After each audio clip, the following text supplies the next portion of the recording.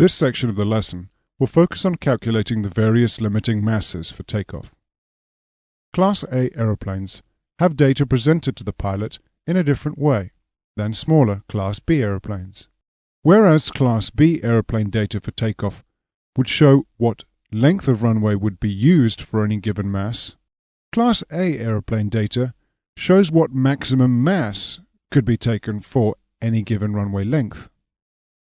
This makes more sense, since Class A aeroplanes are used commercially, and the interest of the airlines is to carry the maximum payload possible for the flight. Therefore, most performance graphs or tables will give a mass as their outcome. The first of these performance masses is the field limit brake release mass. Before we work through the graph, it is important to understand what this mass means. The field limit brake release mass is the maximum mass that will allow the airplane to meet its field length requirements at the airfield concerned. Therefore, to be heavier than the field limit mass would mean that either the one-engine inoperative or the all-engine inoperative takeoff run, takeoff distance, or accelerate stop distance exceeds the available distances at the airfield. If you remember, airfields can have different lengths of takeoff run, takeoff distance, and accelerate stop distance, as shown. Therefore, there should be many mass graphs. There should be a mass graph for ensuring that the mass is such that the takeoff run required is within the takeoff run available, that the takeoff distance required is within the takeoff distance available, and lastly another mass to ensure the aeroplane's accelerate stop distance required is within the accelerate stop distance available. However, there is only one graph, and only one assumed available distance to calculate the field limit mass. The reason is for simplicity. The graph assumes that the takeoff run, the takeoff distance, and the accelerate stop distance available are the same length, even though the takeoff distance available and accelerate stop distance available may be longer. Therefore, no stopways or clearways are accounted for. When the takeoff distance available and the accelerate stop distance available are the same, the field is described as being balanced. In this case, the balanced field length also happens to be the same length as the takeoff run available, because there are no stopways or clearways assumed. To use the graph, make sure you only enter the takeoff run available as the length of field available.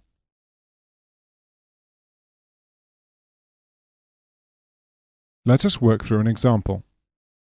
Enter the bottom of the graph with the field length available, which for the purpose of this graph must always be the takeoff run available.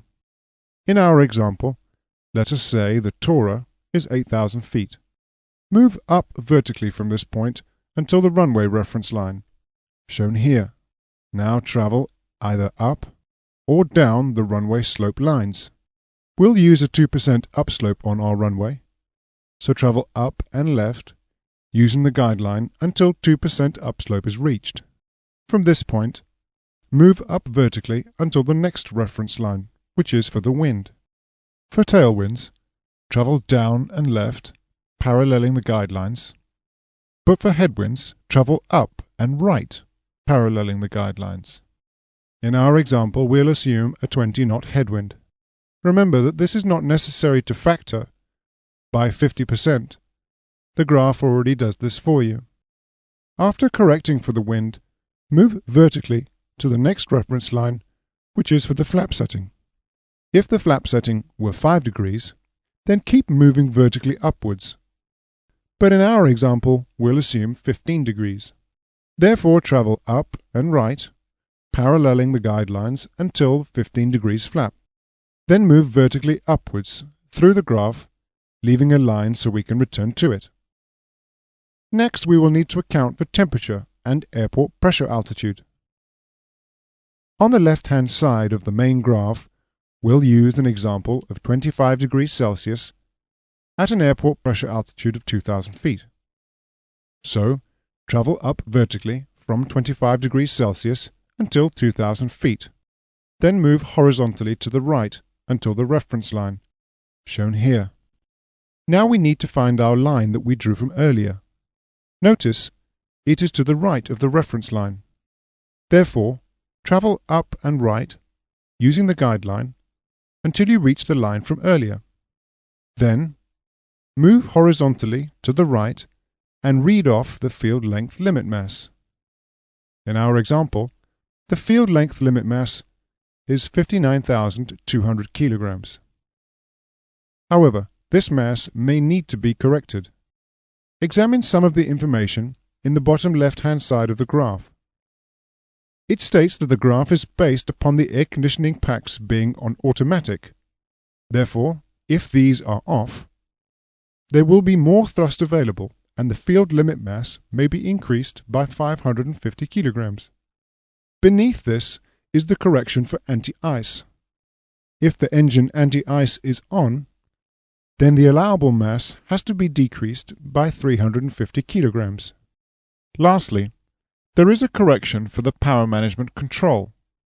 The graph assumes that the power management control is on. Therefore, this is the correction box for when the power management control system is off.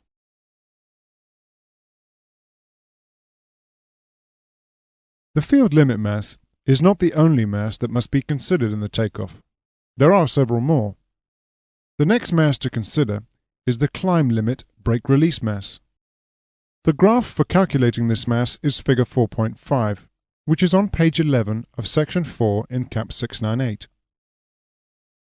The climb limit mass is sometimes referred to as the weight altitude limit or mass altitude temperature limits, abbreviated to watt or mat limit. Before we work through the climb limit mass graph, let's try and understand what this mass means. The climb limit mass is the maximum mass that will enable the airplane to achieve a certain minimum climb performance. This minimum climb performance is the most severe of the climb gradient requirements. The most severe of these is 2.4%, which will be covered later in the next lesson.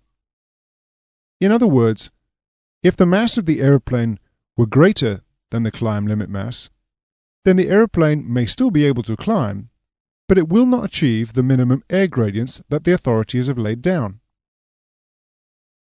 Try to remember that these gradients are air gradients and are therefore unaffected by wind. In order to help you calculate the climb limit mass, let's work through an example.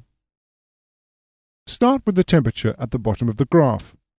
In this case, we'll assume 25 degrees Celsius. Move vertically upwards towards the airfield pressure altitude, which in our example will be 2,000 feet. Then move horizontally to the left and stop at the reference line, shown here. Depending on the flap setting selected for takeoff, will determine where we go next. If 5 degrees flaps were selected for takeoff, then just travel straight across. Whereas if 15 degrees flaps were selected, as in our example, travel down using the guidelines to the edge of the graph and read off the climb limit brake release mass. In our example, the climb limit mass is 56,000 kilograms. However, as with most other graphs, check that there aren't any corrections to be made. Looking at the bottom of the graph, there is a list of corrections. This is the correction if the air conditioning packs are off. This is the correction if engine anti-ice is on. And lastly, the table at the bottom is for corrections with the power management control system being off.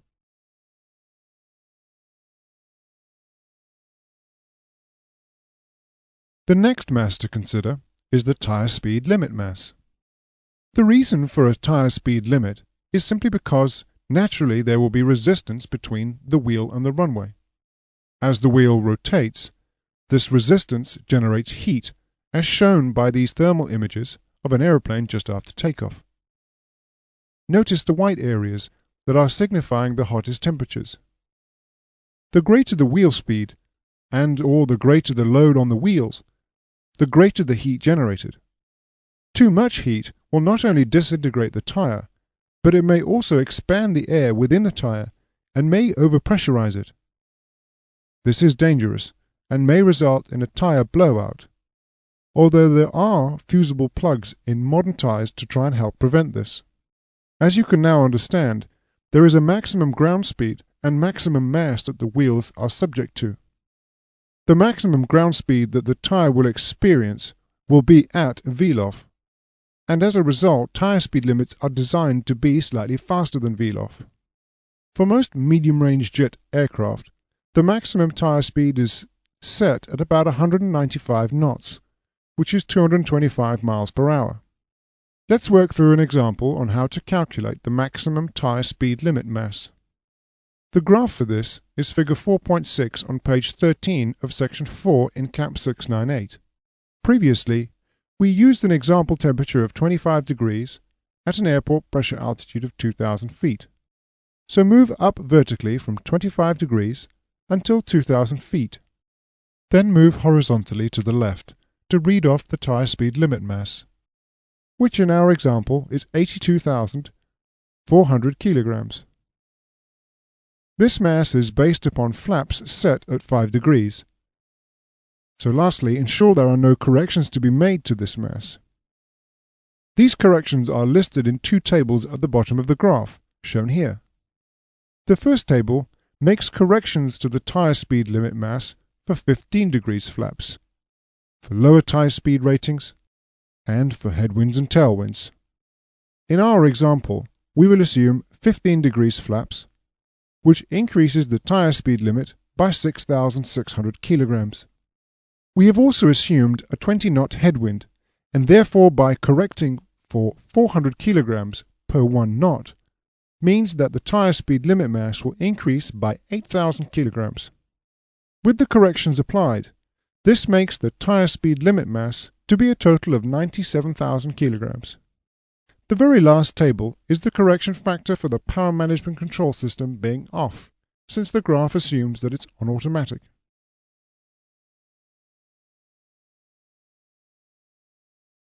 One of the last masses to consider is the obstacle limit mass.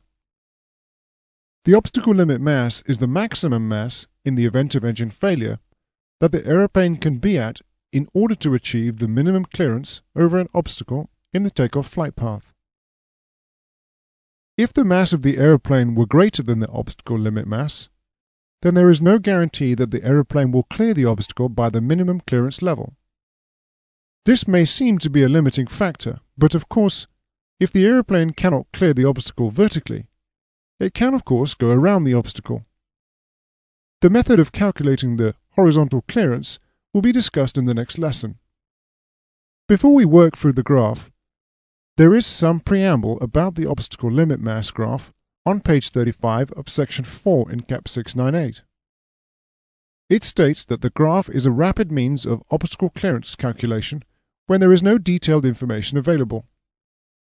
It also states the graph is not valid for air conditioning packs being off or for takeoffs using the improved climb technique. Let's now use an example to work through the graph. There are two graphs, one for 5 degrees flap and the other for 15 degrees flap. In the previous examples, we used 15 degrees flap. Let us say that the obstacle height is 200 feet and the obstacle is 18,000 feet away from the brake release point.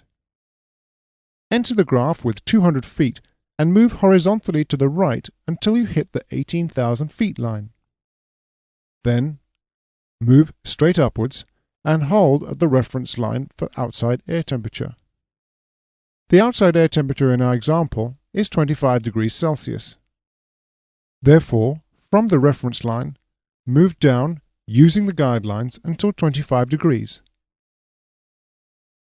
Then move vertically upwards until the next reference line, which is for the airport pressure altitude. In our example, this is 2,000 feet. From the reference line, travel up and left, using the guideline until you reach 2,000 feet. Then move vertically upwards until the next reference line, which is for wind.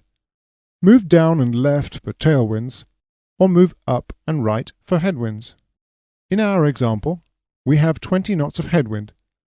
Therefore, move up and right until 20 knots, and then move straight up to read off the obstacle limit mass, which, in our example, is 54,300 kilograms. Lastly, ensure there are no corrections to be made. For example, if the power management control system was off, which in our case it isn't.